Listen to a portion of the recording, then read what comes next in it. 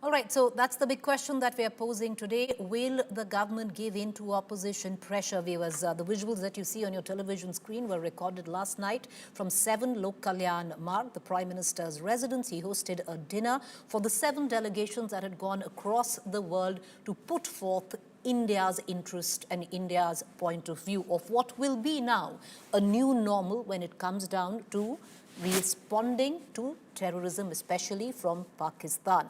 The Prime Minister met the 7 delegations. Some of them, of course, what you can see on your television screen, were members from the opposition. Now, right after that, you had the Congress General Secretary this morning put out a tweet. Jairam Ramesh put out a pointed tweet where he said, all right, so the Prime Minister has met the 7 delegations and now maybe he can look into a few issues that the Congress has been raising. And at the back of that tweet, you had Jairam Ramesh, who, along with the Congress, has raised pointed questions, which, mind you, the Congress party has been raising over the course of the last few days. So the Congress has, of course, asked, number one, that there be a special committee like the one that was constituted at the time of the Kargil War. And will the Prime Minister constitute a similar committee like then and let that committee investigate and then come up with a report. The other point that has been the Congress wants is, of course, that an all-party meeting be addressed and chaired by the Prime Minister himself. There was an all-party meeting earlier, viewers, right at the back of the Pahalgam terror attack, but the Prime Minister did not chair it, and that has been apparently a grouse with the opposition parties. The other point that, of course, the opposition has raised is will the Prime Minister act on terror accountability? On this particular point, the opposition, of course, is asking questions on how is it that 4 of the perpetrators of terror where Pahalgam are concerned are still on the run. Number 2, of course, the Congress wants that during the monsoon session, which is going to take place from the 21st of July, that there be time which was stipulated by the government for a full-on debate where Operation Sindoor is concerned. Once again, let me bring you back to the moot question that we're asking in this debate, which is that will the government give in finally to questions, requests, pressure, call it what you may, coming in from the opposition.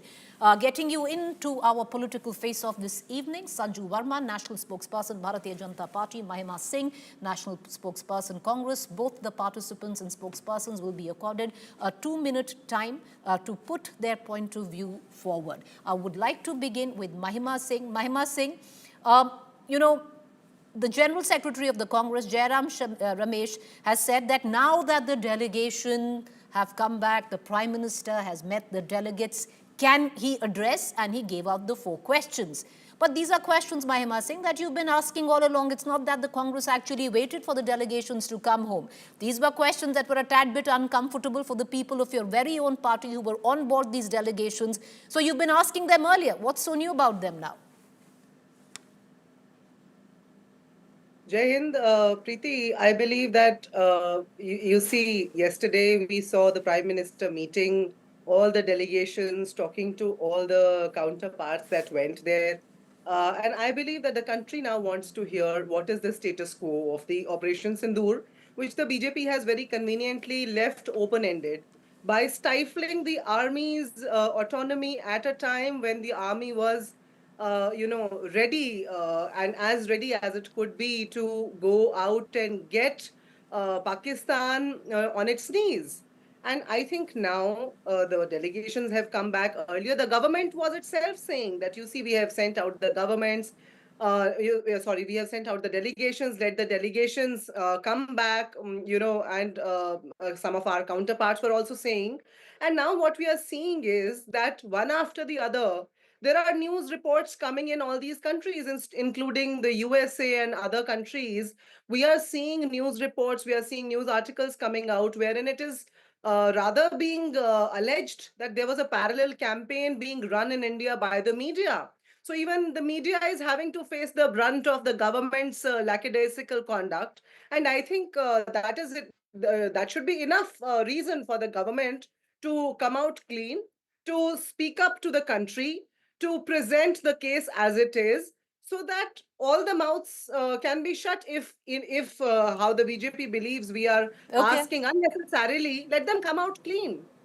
Okay, all right. You know, I've taken the liberty of not giving a timer in the first round, and I would hope neither of the participants would let me down. So, Sanju Verma, let me ask you that question before we move into a timed debate on the next question. This one is without a timer, so I would hope both of you would honor it. But Sanju Verma, I don't want to pull you in, and the question I want to ask is, some of these are credible questions that the opposition is asking. So instead of patronizing the opposition, maybe come out and address it. What's so wrong in advocating and allotting, along with that specific time during the monsoon session, to have a debate when it comes down to the Pahalgam terror and action taken in Operation Sindoor? What's so wrong in, like Kargil, like Vajpayee did, to constitute a review committee like it was made then, and a proper report being filed at the back of it? What's so wrong in asking the Prime Minister to chair an all-party meet at a time when something which is so high on our national interest agenda has taken place? There's nothing quite wrong in that, Sanju Verma. I hope you'd reckon that. You know, Preeti, let me make one thing very clear. The Prime Minister, under Article 75 of the Constitution, has enormous amount of power, and the opposition seems to have forgotten. The opposition is not sitting in the treasury benches.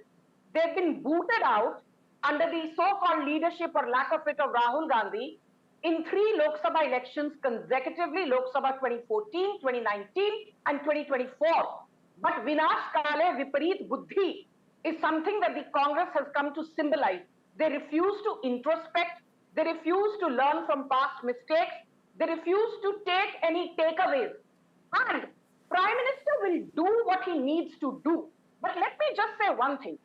There have been umpteen number of surveys, and on an average, 83% of India believes in Prime Minister Modi, what he has done by way of Operation Sindoor, and the manner in which Pakistan was dealt a body blow. So the electorate has no problem. Problem is all in the minds of the Congress party and its Darbari ecosystem led by the likes of Jairam Ramesh, Pawan Khera, what have you. I want to say one thing. These guys keep shifting the goalpost. They first said, let the army come and give a press conference, do a press conference. We had Sophia Qureshi, we had Wing Commander Vyomika Singh. They did the needful and they did it to the best of their abilities. Then we had the DGMO give a detailed, exhaustive press conference. The Congress was not satisfied. The Raksha Mantri has spoken on Operation Sindoor. The External Affairs Minister has spoken on Operation Sindoor. The MEA spokesperson has spoken on Operation Sindoor, and the Prime Minister, no less, has reinforced, Preeti, not once, not twice, not thrice, but umpteen times. Ceasefire nahi hua hai. We've taken a pause. Operation Sindoor is still underway, but the Congress simply refuses to acknowledge what is being told. And Okay. I want to say this. No, my last point is this, Preeti. My final point is this. I'm not somebody, who's going to take Pakistan or their Prime Minister's word. But for whatever it is worth, since the Congress party keeps quoting Pakistan, at the drop of a hat, let me tell them, let your audience know this in 20 seconds. Pakistan Prime Minister Shehbaz Sharif clearly said that on the 10th of May at 4:30 a.m., Pakistan wanted to take action against India, but they were stunned by the unleashing of the BrahMos missile, which completely we're going to come back to that, but okay, I would just want to, I'm going to now start introducing the timer, 2 minutes each to both our participants in this debate. But on that note, and Sanju Verma, I'll circle back to you. This is not changing goalposts, actually. These were demands of not the Congress, but the opposition right from the beginning. They wanted the Prime Minister to chair an all-party meet. That's what they're asking, number one. They actually wanted a special session for Pahalgam terror attack and Operation Sindoor, and now they're asking stipulated time be allotted in the monsoon session. I would reckon one new demand is that a committee like Kargil be set up at the back of Operation Sindoor. And I'll circle back to you on that. 2 minutes, Mahima Singh, I want to bring you in. Mahima Singh, in politics, while there is opposition, and there should be a constructive opposition, there is always a bit of give and take. You're coming at the back of the leader of opposition already floating the theory of Narendra surrender and hyphenating surrender with the Prime Minister of India. So would you think that's good faith going into all these demands that the opposition rightfully is asking?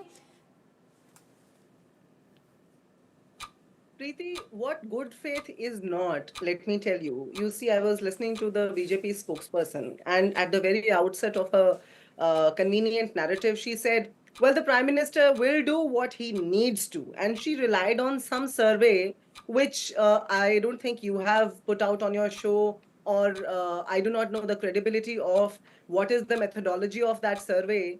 This government very conveniently relies on these surveys, selective surveys. When it comes to answerability, accountability, they run away from reports, they run away from various analysis. But when it comes to the surveys which conveniently favor them, so I'm not aware of that survey, number one. Number two is that, Preeti, we have been again and again saying that these very terrorists, which are still out on the loose, by the way, which have not been nailed down, have been, participative, have been responsible for 3 previous attacks in the past 18 months. So 4 attacks in total. Where are those terrorists? Why can't the BJP come out and address the elephant in the room? Every time it is asked, they start thumping their chest. They start saying that, you see, we have carried out this operation, which, by the way, the army has carried out. It is the army's valor, not the BJP's. And the army and its earlier chiefs like AJB Jenny ji have come out. General AJB Jenny came out and said that earlier there was no politicization of these issues, and these strikes were always there. Only the names were different. And he very much said that the governments always gave free hand. Army always had a free hand, unlike this time when it was stifled, by the way. So let me just say that the government must address the elephant in the room. All we are asking is to live by the precedents of their own erstwhile prime ministers. Why can't the BJP go by that? You're talking about Narendra surrender, Preeti. We have seen Trump say it again and again. We have seen Putin now come out and, support Trump's narrative. We have seen All right, Elon ma'am, Musk. your time is up. I'd like to shift 2 minutes and I want to go across to Sanju Verma. Sanju Verma, the question is, yes, I don't know that 83% survey because we had a survey just 2 days ago where political stock exchange was concerned and that wasn't the figure, so we'll only be looking at the figures that we put out. But having said that, let's say that you or the BJP feels that 100% of people support the Prime Minister in what he does. That still doesn't take away the right of the opposition to ask questions, to demand answers, and to get the response from the government. This is a democratically elected opposition. You are an elected government, but this is also an elected opposition. And if you go by vote share 2024, Sanju Verma, it's not very far off from where you stand. It's actually practically the same. Preeti, now you've asked me a question. I don't wish to be rude.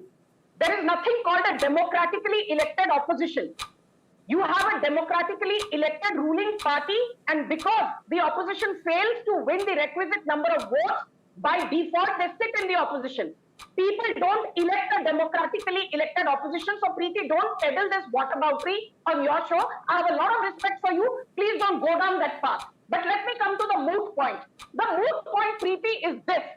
And I'm not going to shy away or get tired of saying this. I've done a zillion shows on your, channel.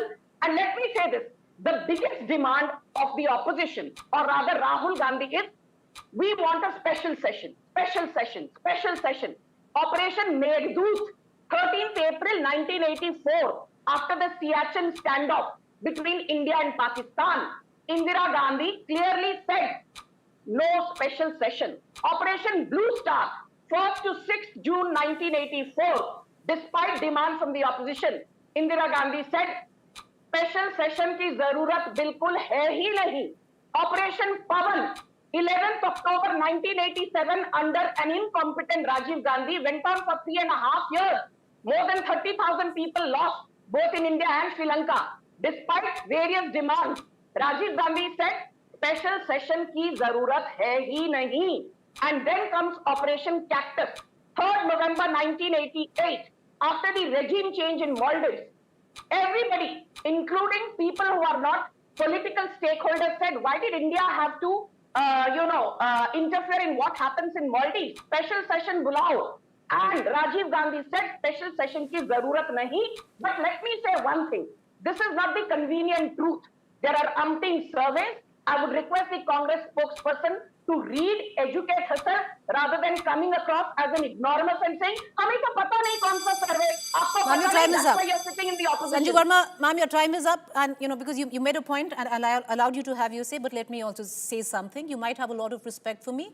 I share the similar sentiment. Like, I don't tell you to go down a certain path. I'd appreciate exactly the same sentiment from you. So do not tell me what path I need to go down. But having said that, where you said you cannot, that there is not a democratically elected opposition, the sheer fact that this country has given exactly the same amount of vote share to the opposition. The last time around, there was no position for the leader of opposition because the country did not accord him the kind of percentage, or a party the percentage to sit in terms of number of seats in the opposition. So, madam, you might be mistaken, but yes, the country also elects an opposition. I want to give in two minutes each. You can choose the time. You can choose that 2 minutes to continue talking about the anchor. That's your prerogative. But I want to shift right now 2 minutes to Mahima Singh. Mahima Singh, with being the principal opposition, also comes with principal responsibility and accountability.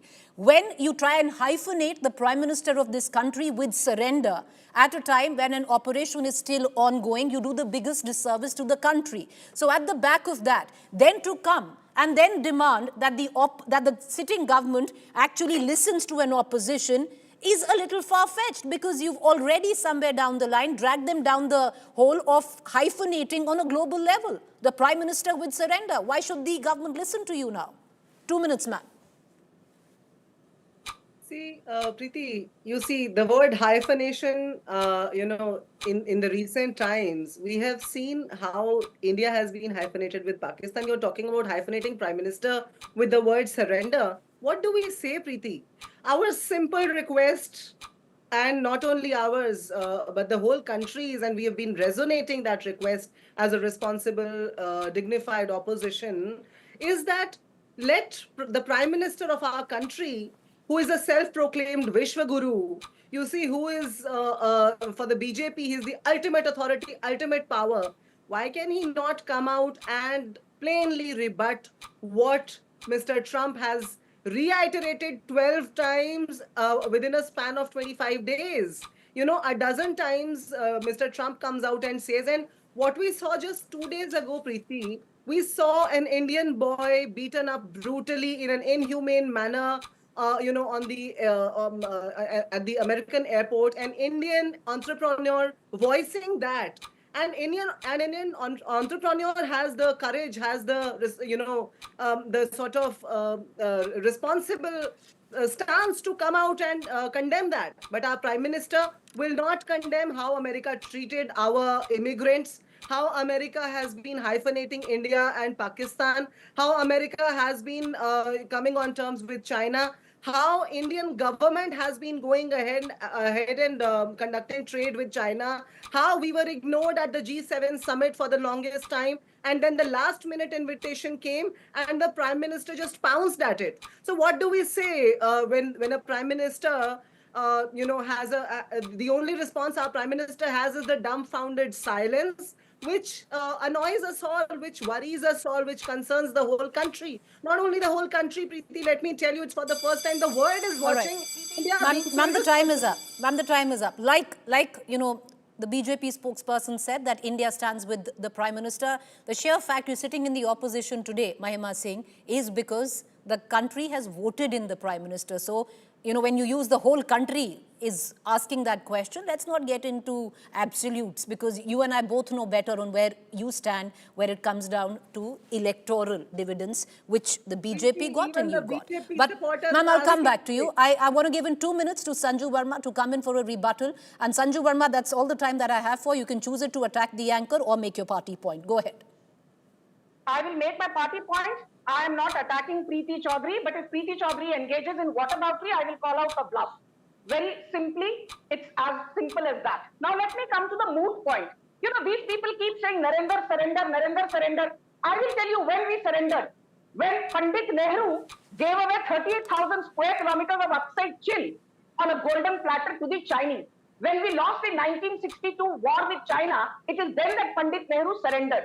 When did we surrender? We surrendered via a lame duck Shimla agreement in 1972, wherein Indira Gandhi could not get back 54 Indian POWs who were left to languish and rot in Pakistan, but she gave away 93,000 Pakistani POWs to Pakistan on a golden platter.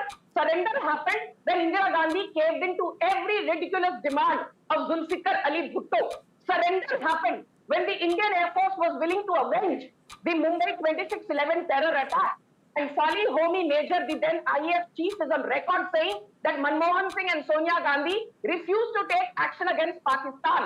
Surrender happened in 1974 when Indira Gandhi gave away Kachativu Islands to Sri Lanka, saying, oh, it's a barren piece of rock.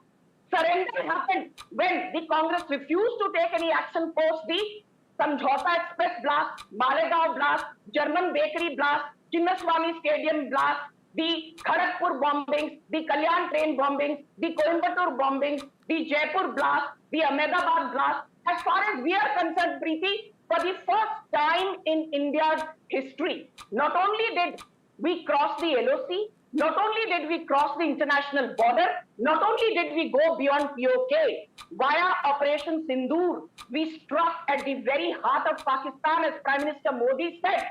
सिर्फ घर के अंदर घुसकर मारा नहीं, इस बार पाकिस्तान के सीने पर वार किया है. We attacked Rawalpindi. All right, ma'am, your time is up, and that's all the time that I have for in this debate.